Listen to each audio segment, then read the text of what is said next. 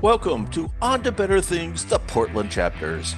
I'm your host, Frank Culbertson, and each week we spotlight wrestlers who spent time in Portland before moving on to greater fame in the wrestling world. Today's episode features three names who took very different paths. Tonga John, better known as the Barbarian, Bryan Adams, who fans came to know as Crush, and Tully Blanchard, a future member of the Four Horsemen. Portland built its reputation as a training ground. Names like Jesse Ventura, Buddy Rose, and Roddy Piper all sharpened their craft here.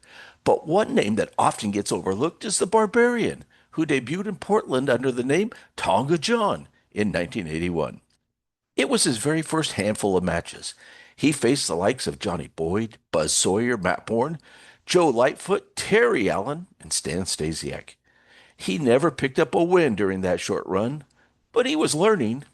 Years later, at the 2019 Cauliflower Alley reunion, Mike Rogers was sitting with Ken Hamlin, Jim Valley, and a few others. They spotted Haku and the Barbarian at a nearby table and wondered aloud if maybe Haku had been Tonga John back in Portland. Well, they went over to ask, and without saying a word, Haku simply pointed to the Barbarian himself. Turns out, Tonga John had been sitting right there beside them the whole time. He trained under Red Bastien, and that carried weight with promoter Don Owen.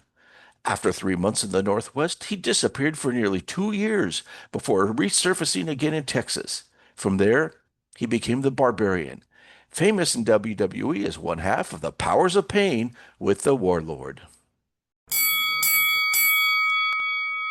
Fast forward a few years to 1987. A big man named Bryan Adams arrived in Portland, fresh off training in New Japan. He first appeared under a mask as the American Ninja, feuding with the Super Ninja. The two battled in chain matches and kendo stick matches, which was a perfect introduction for Adams' power and presence.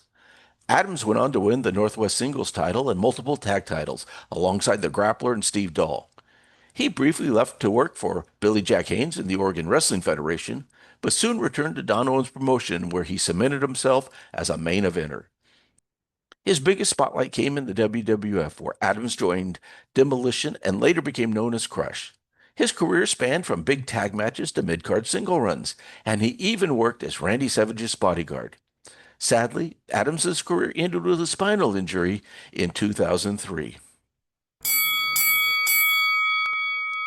And then there's Tully Blanchard. When he arrived in Portland in February of 1979, he was already a 5-year veteran with multiple Southwest TV title reigns. His stay was short, barely a month, but it was packed.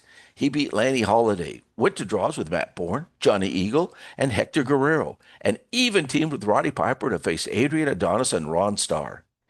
But despite the talent, Portland didn't push Blanchard higher up the card, and by March, he was gone. But within a few years, he became one of the most notorious heels in wrestling, as part of the legendary Four Horsemen, alongside Ric Flair, Arn Anderson, and Ole Anderson.